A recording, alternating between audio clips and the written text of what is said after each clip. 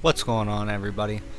My name is Chris and this is Astrid, and today I'm going to show you the enclosure that I made for her. Stay tuned. Just for anyone out there.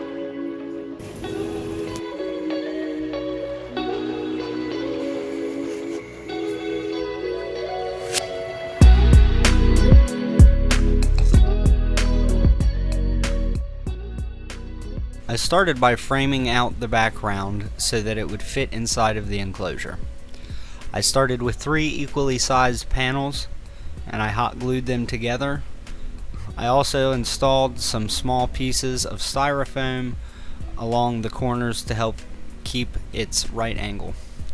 Along the top and bottom I installed some pieces of foam as well, just to make sure that things stay true and square.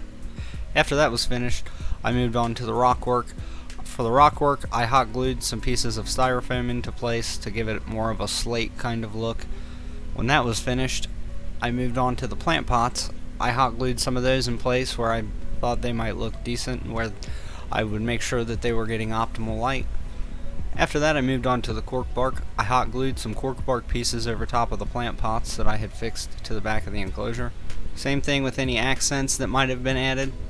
I added logs and more cork bark pieces to the background accordingly.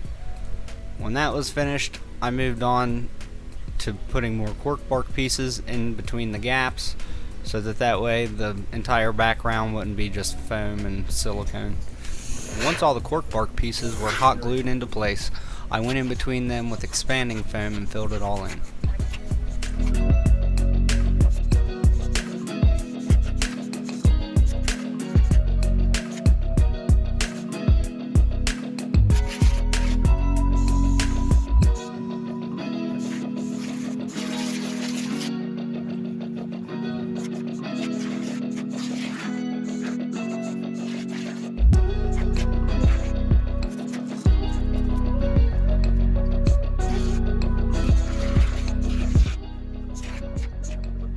When you're all finished up, this is about how the back should look.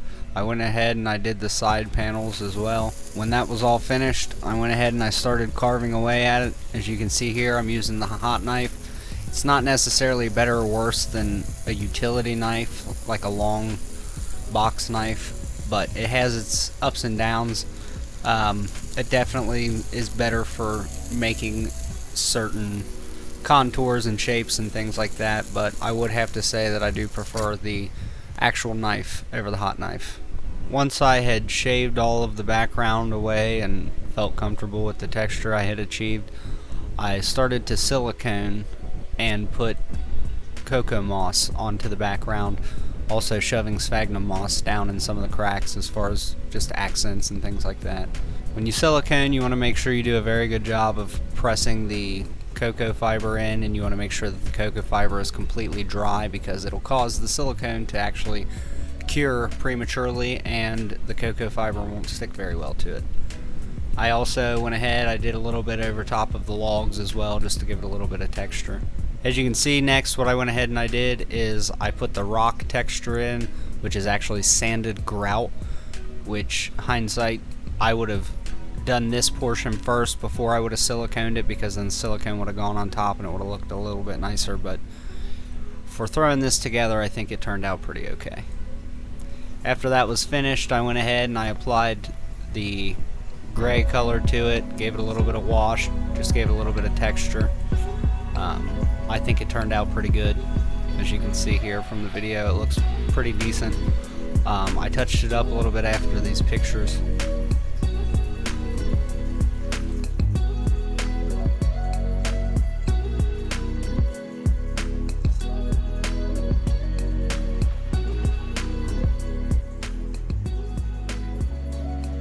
When I was finished, I went ahead and I made little legs for it so that it would be held up in the air so that I could put my substrate tray down, which is just a pond liner actually.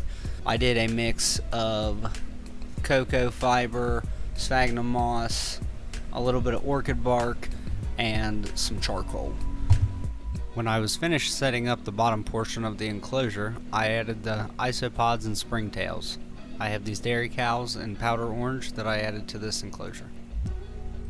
Astrid gives this enclosure a 10 out of 10. Let me know what you think in the comments below, and don't forget to like my videos and comment and subscribe, and let me know what you think I could improve upon. Any support is welcome, and I do appreciate it, and it does definitely give me motivation to make videos into the future. Thank you guys.